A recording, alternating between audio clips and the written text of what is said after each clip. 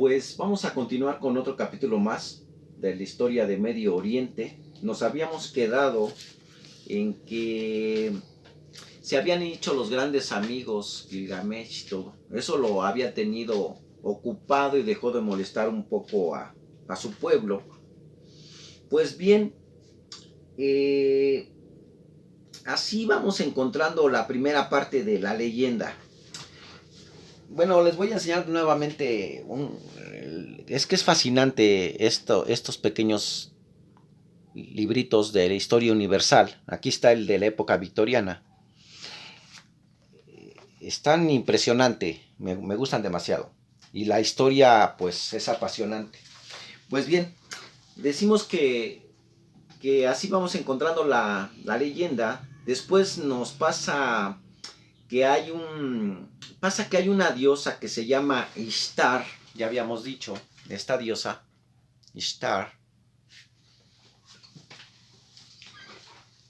Y la diosa Ishtar un día ve a Gilgamesh bañándose en un río y le gusta y baja y lo quiere enamorar, pero Gilgamesh la rechaza y decíamos que es un gran error de rechazar a un dios.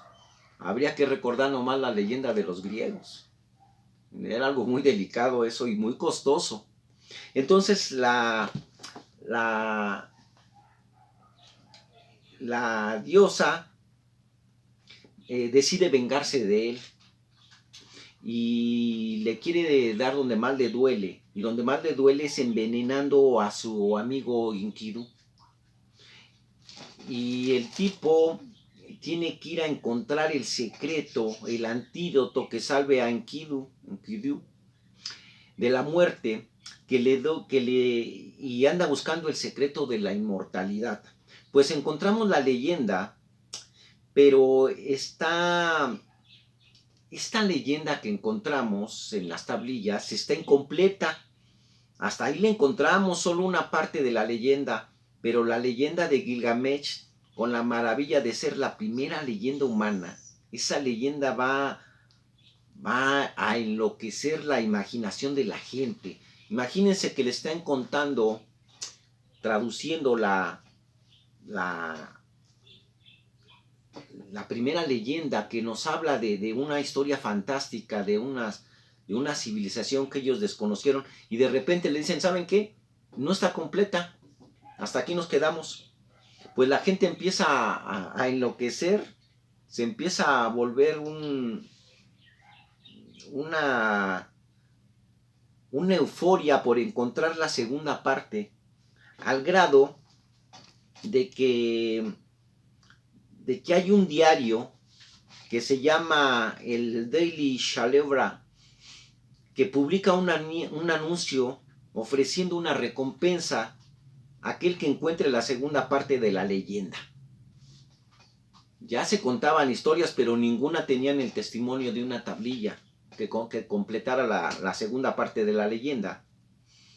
Y les decían que la segunda parte seguramente se encuentra en un TERF. Un TERF habíamos dicho que es una colina, ahí donde habían encontrado las otras, donde la arena cubre las arcillas, donde están las tablillas. Pues entonces, John Smith, el bibliotecario que habíamos contado, pues él era un tipo muy sencillo. Dicen que él era un autodidacta. No tuvo una orientación académica, pero como trabajaba en la biblioteca, pues se la pasaba leyendo y era un erudito. No tenía que haber estudiado, él era autodidacta, tenía todos los libros a su disposición de la biblioteca más grande de Londres. Entonces él dice, pues yo quiero esa recompensa y quiero encontrar la otra parte de la historia. Y se va. Él nunca había salido de la biblioteca, era un tipo muy sencillo.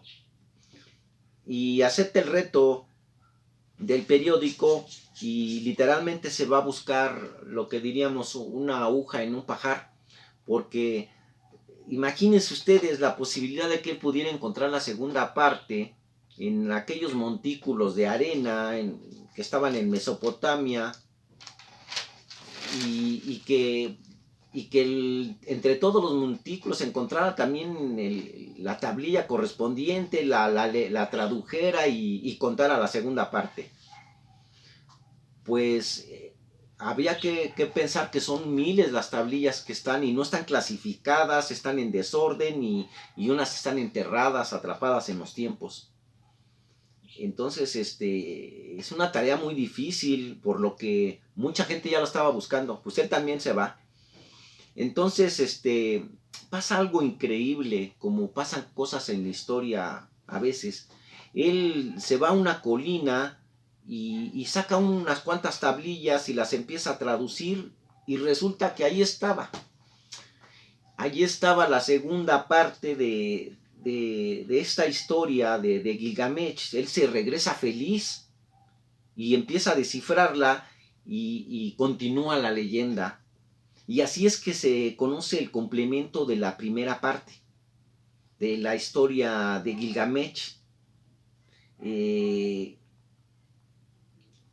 Él descifra y aclara el contenido de la tablilla y 3 años después muere. Dicen que parece como si Gilgamesh lo hubiera mandado a llamar, como si su misión fuera revivir la leyenda de este personaje. Pues él dedicó su vida entera a traducir las tablillas y a contarnos lo que decía esa primer leyenda de Gilgamesh. Pues en la segunda parte cuenta la tablilla de cómo Gilgamesh, en su afán de encontrar el antídoto para que su amigo Enkidu no se muera, busca la planta de la inmortalidad y va a buscar la planta, pero cuando regresa, sin encontrarla, ya está muerto su amigo, por lo cual él cae en una enorme tristeza, en una depresión, él también se siente vulnerable y sabe que también un día él va a morir. Él que es 2/3 de Dios, por lo cual no es inmortal como los dioses, pues luego encuentra a una mujer y se casa, pero también se muere la mujer. Se muere y él se le agrava más esta tristeza, que lo afecta muchísimo, y aquí es donde él va a buscar a un rey que conoce el secreto de la inmortalidad. Y ese rey se llama Upanshringu, también conocido como Siusutra. Ese rey es un rey inmortal, se cuenta. Aunque no es un dios, es un rey normal que tiene la inmortalidad. Y por eso él se da la tarea de irlo a buscar. Y entonces llega con él y le dice que él ha atravesado el mar de la muerte para llegar hasta él y que le diga cuál es el secreto de la inmortalidad. Pues bien, ese rey, después de tanto que le insistió Gilgamesh, le dice que la inmortalidad es solo una propiedad de los dioses, pero y le dice, ¿y entonces cómo tú eres inmortal? Dice, porque yo sobreviví y soy el único que se enteró de la venida del diluvio. Y le dice, a ver, cuéntame, ¿cómo está eso? Dice, pues sí, fíjate que yo construí una nave, una barca, cubierta de betún y de asfalto, en donde me refugié con mi familia, con las plantas y con los animales que en ese momento estaban a mi alrededor, que existían. Y al cabo de 7 días y 7 noches de una terrible tempestad, vi asomarse entre las aguas del monte Nesir, y entonces emergió una parte de esa montaña y decidió enviar a una paloma, luego a una golondrina y posteriormente a un cuervo, para buscar si ya había tierra firme, pero no volvieron. Al cabo de 6 días salió de la embarcación y después de ofrecer sacrificios a los dioses, se se reconcilió con el dios Enlil, que era el dios que le había avisado del diluvio y que le había dicho que lo había hecho para castigar a las faltas de los hombres porque hacían mucho ruido. Y entonces, para regresar, para que no se perdiera la especie, le había ofrecido a él la inmortalidad y a su esposa. La leyenda de Gilgamesh, fíjense, aquí es algo muy importante, confirma el diluvio universal que se habla en la Biblia, exactamente en los mismos términos, pero hace 3000 años. O sea, estas tablillas son 3000 años de lo de la Biblia. Aquí ya se empieza a poner interesante el asunto. Empiezan a confirmarse que los textos de la Biblia, como hoy lo recordamos, estamos ahora cuando están contando esta historia, estaban en el siglo XIX, 1850, cuando la teoría de la fíjense que coincidió que se empieza a gestar la teoría de la evolución de Darwin. Y este suceso se contrapone porque la teoría de la evolución de Darwin da por sentado que todo lo que se habla en la Biblia es una leyenda, es un cuento. Pues con esta tablilla confirman de que la leyenda es más vieja, 3000 años más vieja de lo que se dice, pero aún así confirma, porque ya son dos testimonios, ya es la Biblia de los hebreos y es las tablillas sumerias, los que cuentan la misma historia. Por lo cual está la historia de Darwin, que fue una revolución en toda Europa, en todo el mundo, de venir a decirnos que evolucionamos del mono, tirando que tenemos una existencia divina, y se encuentran con estos hallazgos. Entonces era una euforia y una discusión que se estaba viviendo en Londres, en Europa. Bueno, bajo ese contexto, decimos que la teoría de la evolución de Darwin sacudió al mundo.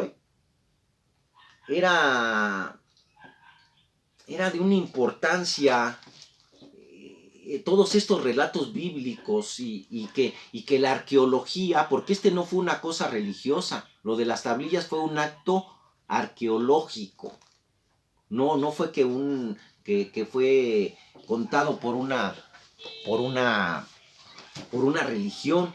Entonces las dimensiones fueron tremendas y el debate de la teoría de la evolución de Darwin, pues ahí estaba presente. Pues el asombro que esto ha producido es impresionante. Después de que este tipo da esta traducción, muere a los 3 años. Esta historia son impresionantes, porque así que es que nosotros vamos a saber de Gilgamesh. Ya sabíamos de Jerjes, ya sabíamos de Darío. Y paralelo a esto existe otro tipo, un tal Holdaway, que va a descubrir en esa misma época los restos de Babilonia. Ahora, pues Babilonia es posterior al mundo sumerio, porque Babilonia data más o menos de 2000 años antes de Cristo, mientras que las referencias de estas tablillas están entre 4000 y 5000 años antes de Cristo. Pues cuando llegó a Babilonia, ya hacía rato de los asentamientos montados de las civilizaciones, y descubren la primera ciudad del mundo, que se llama Eridu. Y es lo que vamos a continuar narrando en un capítulo más de la historia de Medio Oriente. Muchas gracias.